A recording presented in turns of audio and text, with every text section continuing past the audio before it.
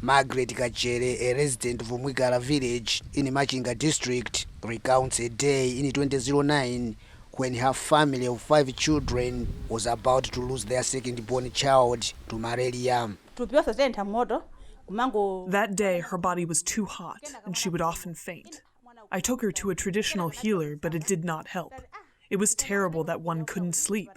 This forced me to take her to the hospital the following day, where she got help after diagnosed with malaria.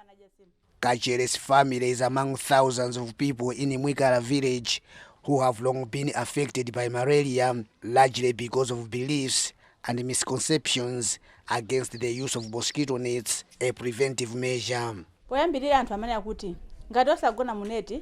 We believed that if one sleeps under a mosquito net, they would suffer from loss of libido, and also that if one sleeps under the net, would die soon because the net symbolizes a coffin. So we were afraid to sleep under the mosquito net.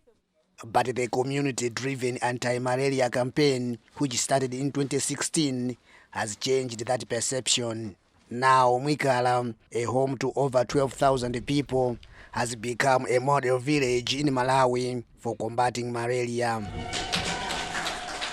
In June this year, Malawi's president honored the village's chief for reducing malaria infection and for recording 0 cases since 2017.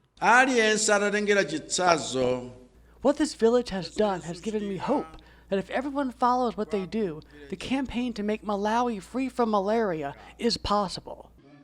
Malaria is the #1 killer in Malawi, accounting to 36% of all hospital outpatients and 15% of hospital admissions. Last year alone, the disease killed 2,500 people in Malawi, more than any other disease, including COVID-19. The Villages Award is owed to a group of community volunteers who teach the villagers about malaria prevention measures.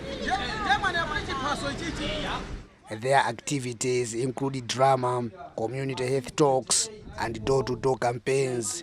This has forced people from surrounding villages learn about the measures, and also the village chief augmented the campaign by formulating laws that require villagers to use mosquito nets. I have introduced the bylaws to prevent people from abusing mosquito nets. Some people would sell the free mosquito nets to fishermen. So, anyone disobeying the bylaws would pay a fine of $6. I use the money to buy a mosquito net, and I give it to those who don't have.